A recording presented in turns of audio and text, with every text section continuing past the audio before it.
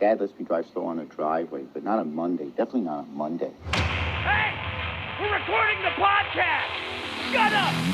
Good morning to you, wherever you are, because it is... Morning somewhere! For August 19th, 2024.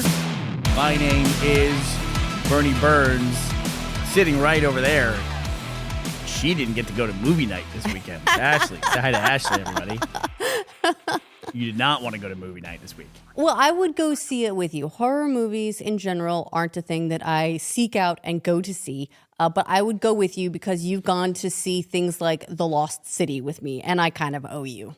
Yeah, you definitely owe me. Now that we're bringing that up. That was fine. I always like going out with you. It doesn't matter. If I'm out with you, I'm happy. No, but it was nice. You had a chance to have a boys' night. You and JD went to see Alien Romulus. I'm not spoiling anything here, and I'm not going to spoil anything when I talk about it. We did a whole Patreon discussion this weekend, JD and I, where we sat down and had our thoughts. And because also I didn't want people to have to go pay to see something to participate in the Patreon, the first 20 minutes of it are just us talking about Alien in general, the franchise. The Aliens franchise. And then we start the spoiler stuff. But this weekend, we should do a quick little news roundup for the weekend. Alien Romulus was number one at the box office at $41.5 million. Deadpool and Wolverine still hanging in there, 29 mil. Number two, not a bad place to be. It Ends With Us dropped to 24 million. Twisters, and then this is an interesting one. Borderlands in its second week dropped all the way down to number 9. It is behind Inside Out 2, Despicable Me 4, and Coraline. But where is it in regards to Horizon and American Saga Chapter 1? I think it's not going to get a sequel the same way that Chapter 2 of Horizon and American Saga just went to streaming. You know what it tells me, though, Bernie, is if we're going to see this Borderlands movie in theaters, we should probably do it soon, because it's not... There are a lot of theaters that will probably drop it. I'm not. This is not good for video games in general. I was thinking, what's the trend here? Is it maybe that post-COVID, people are not interested in the post-apocalyptic escapism? Is that just not something that people are interested in? Or am I equating it also to maybe just it's over? Things run out eventually. It's over, man. Game over. It's game over, man. It's game over. It doesn't have to be related to COVID, but something's going on. The people aren't interested in Furiosa, they're not interested in Borderlands. General audiences are looking at those and going, honestly, I think it's a little bit harder to tell what's going to hit and what's not. For example, I did not think this It Ends With Us movie would be which sounds a post-apocalyptic, by the way. Right, but it's not. It's I hesitate to call it a rom-com because it's really not. It's a sort of a romance, but it's also about domestic violence. Right. So, You're about to get into some gossipy territory here. Right. But here, no, I think the gossipy territory is why it's doing well. I think there's a new formula for marketing romantic movies, the same way that the one with Sydney Sweeney and the guy Glenn from Powell. Twisters, Glenn Powell, worked, right? It turned out to be an engineered rumor that they were having an affair while on the set, because then people are like, ooh, we got to check this out. It's hit or miss, right? Because there was also that movie, it was Olivia Wilde's movie, Don't Worry, Darling. Yep. And that also had a lot of manufactured or not drama on set, but didn't necessarily work out for that particular movie. But this one's taking a weird, different kind of drama on set approach. It Ends With Us, where half of the cast is marketing it as a romantic movie and, girl power and go see this film and I don't know where floral, something. And then the director, who is also an actor in the movie, is taking the very serious approach of how serious and respectful it is to domestic violence and all this stuff. And I have my secret theory on it is the cast marketing the florals is people aren't going to go see a movie about domestic violence, but it's a movie that people should see. So we're going to talk about floral. So do you think the controversy is that there's a lot of gossip and drama around it is just manufactured so that people will talk about it for marketing's sake? Manufactured is maybe a slightly too cynical way of putting it, but I do think that this trend of drama behind the scenes of romantic movies is equating to box office dollars. You think they're leaning into it? I do. Yeah. I do. The studio, someone, somewhere, the man behind the curtain, Bernie, Can I tell you something? are leaning into it. And it's working. Can I tell you something? You may. I completely agree with you. And I had reached the same conclusion on my own, and I was wondering how I was going to bring it up today because there's all this weird stuff, even around like the press junkets with Blake Lively, where they're going back to ones from like 7-8 years ago with Parker Posey and stuff like that. It's really kind of interesting to me because it is 2024. There's all this drama about like what's going on behind the scenes on the set, like you said with the Olivia Wilde one as well. To me, I think we've passed that period where some of those things have been exposed, like when people have contentious relationships. At this point, I don't know how you would be on a movie set and someone's behavior would get out of control and that would be allowed to happen. Does that make sense? Like in the moment today. Yes. Like it's not like we're exposing something, a culture that existed years ago or a decade ago. This is today. Like how long would that go on? 5 minutes before someone walks away or a PR or an agent or an exec gets called in. Right. Crisis management steps in immediately. Immediately. I mean, this is 2024. This is the era of intimacy coordinators and stuff like that for love scenes and things. We are well prepared to deal with this at this point in time. So the fact that it doesn't come out until the movie's about to release, after editing and everything? Until the marketing blitz, yes. I just feel like there's a bit more to it. I feel like I feel the machine at work. Anyway, going back to Borderlands. Borderlands has now made about $11 million on a $110 million budget. So probably not a sequel. And that's 110. What about a pre-sequel? That is a percentage of... That sucks, dude. That sucks. And I know. People love a good dog pile. It's not good for video game movies, guys. No. I mean, even though there were some bad comic book movies, there weren't some outrageous bombs. I can't think of any outrageous bomb comic book movies. Green Lantern. Did it bomb financially, or was it just kind of a movie? Hard to say. Yeah, Hard to say. I'll look it up. But you know what they can do to come back from this, Bernie, is what they'll do is they're going to put it on HBO and then delete it. So and make all their money back. Should we do a quick little news roundup, and then I'll talk about that? Like Yes, that's personal stuff. let's do that. Although we're like 10 minutes into talking about one movie that nobody's going to go see. Welcome to the Morning Somewhere podcast on Monday, everybody. Quick roundup. Democratic National Convention starts this week. Excuse me. So Kamala Harris and Tim Walz will be officially accepting once again the nomination for president and vice president for the Democratic Party. This is an interesting one because Kamala Harris has come under fire from opponents that she has been avoiding the press and avoiding public appearances where she's speaking. That is one of the criticisms that has been levied against her by her opponents. So there'll be a lot of scrutiny on her this week, I'm sure, as she's speaking at the Democratic National Convention. So get ready for lots of shots fired across the bow, I would imagine. All kinds of headlines. Yeah, but one way and the other. Mpox. Mpox is on the move. There was a case we talked about last week that was in Sweden. The World Health Organization has declared it a global health emergency. And now a new case has arisen in Pakistan. I also want to put something else on your radar here.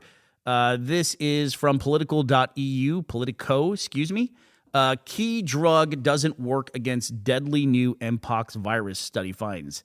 The findings are disappointing, said the director of the U.S. National Institute of Allergy and Infectious Diseases.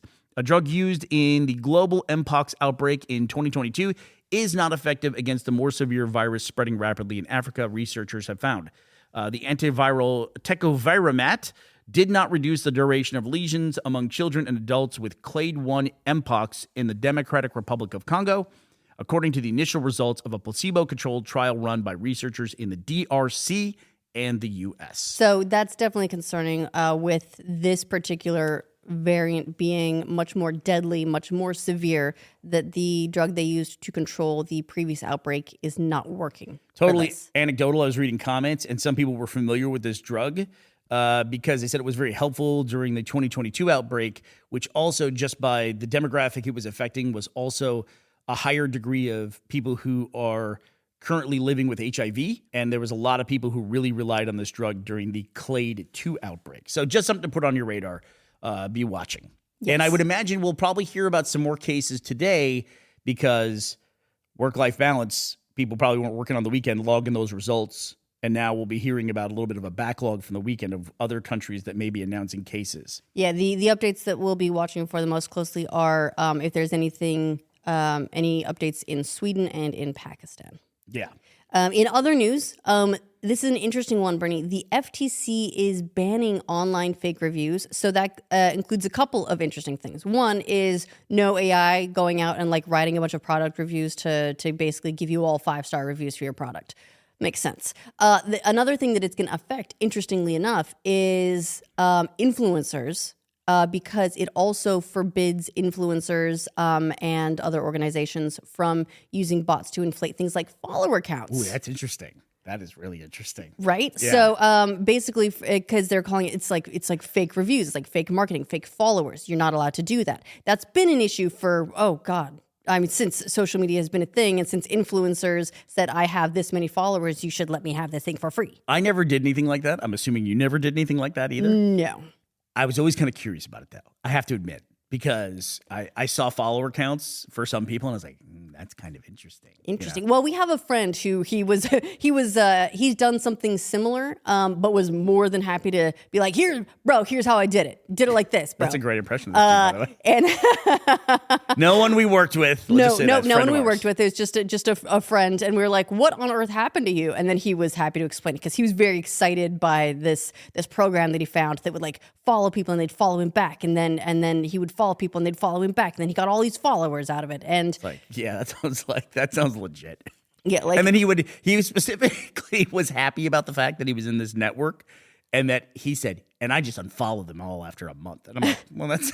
It's not really cool to do that either. So I just never messed with that stuff. To me, it was never worth the embarrassment of that coming out, right? It was just like, what? And also, what are you fucking doing? If that follower number is fake, you know it's fake, and you're like putting out a bunch of like daily updates to nobody, to just a number like on a screen somewhere. It's crazy to me. Yeah. Well, I suspect it is a much bigger deal in the circles where they do say like, I have 1 million followers. Can I have a thing? Yeah. And they do get those things for free. So they were able to some degree monetize the fake followers, but that is no longer going to fly in about 2 months. So this was But what does that mean though? Will they go back and look at that stuff, or what are they going to do? I don't know. Wow. That's what it all comes down to, right? Is what's the enforcement actually going to look like? But we'll see. I guess I don't know that they've released the exact wording yet for how they're going to enforce it and how this is actually going to work, or if it's just like you can't get any new fake bots. Oh, I see. Right. So Okay. it's like if you're going to fake bot yourself, do it, before the deadline. Yeah. Or if it's like all moving forward, right? Because there's a lot of things that they may not be able to enforce retroactively. Gotcha. Other current event. This one's a really interesting one to me. And this is that Epic Games has now launched in the EU their own app store for iOS. This has been an ongoing battle between Epic and Apple for years now. They've sued them a couple of times, or they're suing each other. It's hard to say. And based on a new rule from the EU, which requires platforms to allow alternate app stores, Epic has launched theirs. Yeah. This has been going on for a while. Apple takes kind of an egregious amount of money for anything that's in their little walled garden. 30% is the accepted rate there. Which and they definitely should be called out on. What I've never known is like, what does Epic charge? Like, if you sell with them. They said they're charging 12. They charge 12%. Yeah. I would also love to know, honestly, like, what do some of those licensing agreements look like with Fortnite? There's a Lego game in the Fortnite game now. People have concerts in the Fortnite game. Right. There's all kinds of events and things that happen in that game. And it hasn't been available on iOS since 2020, I think. It got banned at some point. They just need an NFL player to get their contract in V-Bucks. Then they'll really be on the And then radar. it's all done. They'll really be on the radar at that point. Do you know how many skins I can get? This is going to make my career. So this is interesting. Epic is saying that they spent hundreds of millions of dollars fighting for this in court, that they are hoping they're starting out offering their first party games via this platform. It's like epic.download or something like that is what you go to do this alternate downloader. But they by the way, don't say a URL unless you know. That sounds like the most like I know it sounds phishing level fake, right? URL I've It ever heard. absolutely does. We'll put something in the link dump that's legitimate, hopefully. So don't click on the links in this podcast. Go to the link dump and we'll put it there.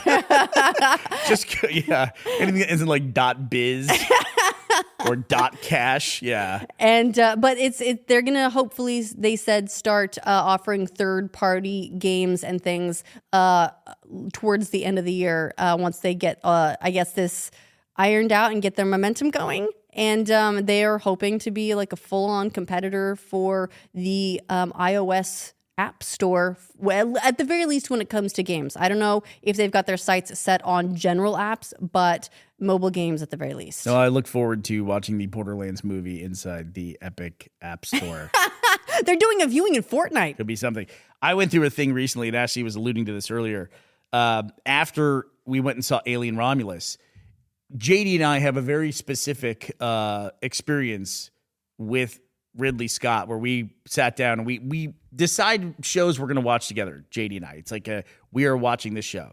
The one we loved a lot, which was this weird ephemeral series on HBO Max called Station 11. Was that what it was called? Yes.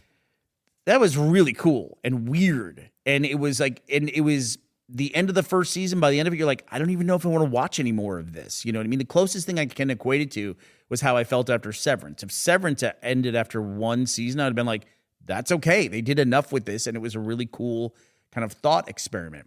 Same with Station 11. In that mix, though, is Raised by Wolves, which was a Ridley Scott series. He directed the first 2 episodes, and it was this awesome, super cool, trippy sci-fi. But then it took this wild left turn at the very end of the first season. Don't mean to spoil, but it's been out for a while. It's about androids, by the way, raising kids on a distant colonized planet. Okay, Yeah, very early colonization, continuation of humanity kind of theme. Yes, exactly right. And it was cool, and I loved it. And it was like the android stuff was super trippy. It's one of the things I love about the Alien franchise. I went to go watch it because there was some cool like images from Raised by Wolves, and the opening credits were one of them, just really cool. But I went to go watch it, and because this is like a mixture of where we are in media today and where you and I live and adjusting to being in a different region, Ashley, HBO Max, which is what hosts the series, is not available here in the UK. So I had to VPN back to the US and use my services to teleport myself to the United States, loaded up HBO Max, and then I find out it's not on there because they removed it from their service in December of 2022. They removed a bunch of stuff it was like a sweep, I think. They removed a bunch of films and shows, Raised by Wolves being one of them, apparently to sell them off to other networks, like for licensing agreements for other streaming platforms. They called out in a Deadline article that I read, they removed Raised by Wolves because they were going to bundle it with other programs. This was Warner Discovery. They were going to bundle it with other programs to go to fast streaming networks, which I guess is an acronym for free streaming services, which were on the rise at the time. I don't even know what the hell they're talking about. Were they talking about like Tubi and stuff like that? Possibly, but the thing is, there's a site that I use a lot to figure out where the hell to watch a show that I'm trying to find. It's called Just Watch, I think. Yeah. Put that in the link dump for anyone who is curious and who could also use the tool. You can select what country you're in, and it will tell you what services this particular show or movie might be on. And as far as I can tell, Raised by Wolves you can I think you can buy it on Apple TV. Weird. But it's not on general streaming. However, here in the UK, where HBO is not, they had already licensed it off, and you can watch it on like Sky or something like that. Oh, is that right? Yeah, I think it was originally a TNT series that then got moved to HBO Max. Yeah, interesting. But yeah, it's weird trying to follow shows now as they move around these streaming services, including off their own streaming service. It should be easier, and it just seems like it's getting harder and harder. That list of programs they moved off, you never know what company you're going to keep when they make these announcements. And it was like Ridley Scott's widely acclaimed. By the way, at the time it came out, #1 series on HBO. Was it really? It was, and it's being moved off along with other shows, including Fuckboy Island. That's not a joke. That's a reality show that they moved off with it. We can't lose F Boy Island. I think it's a censored name for It is a censored name. Listen, I said the full name. Although honestly, why taking it censor back. that? Why censor that? We're reclaiming it. Well, it's because probably it's an FCC thing, right? You know, I'm sure. Who in the right mind, Ashley, would name a program that you're not allowed to say the name of? Who in the right mind would do that? Fools. Just replace it with a couple of asterisks. That's it. It'll play easily searchable and everything. Who would do that? But yeah, so bottom line is I enjoyed Alien Romulus. I thought it was a great send-up of all the Alien movies, except for Alien versus Predator, which is like a weird offshoot of that series. That's like its own whole thing, right? It is. I was telling JD in our Patreon discussion, it'd be like, you don't really count it as part of the franchise, and I'm comfortable saying that, just like Homelander being in Mortal Kombat isn't part of the Boys series franchise, right? Yeah. It's like, it's a separate thing. When you get like different characters from different franchises fighting each other, that doesn't count. You mean like Godzilla and King Kong? It doesn't count. It doesn't count. It's not canonical. That's utter fan service, as deep as it can possibly be. I did enjoy it. I would say Alien Romulus is now my third favorite Aliens film. Okay. That's it. That's as far as I'm going with that. All right, great. Behind Alien and Aliens, and those are dead even. I refuse to put one of those above the other. All right, well, before we go, I would like to thank today's sponsors, Steve Young and Kevin Pelagius. Thank you both for sponsoring this episode of our show at patreon.com/morning somewhere. Two great names, Steve Young and what's Pelagius' first name? Kevin. Kevin Pelagius. All right, well, thank you both very much for sponsoring this podcast. That does it for us today, Monday, August 19th, 2024. We will be back to talk to you tomorrow. We hope you'll be here as well. Bye, everybody.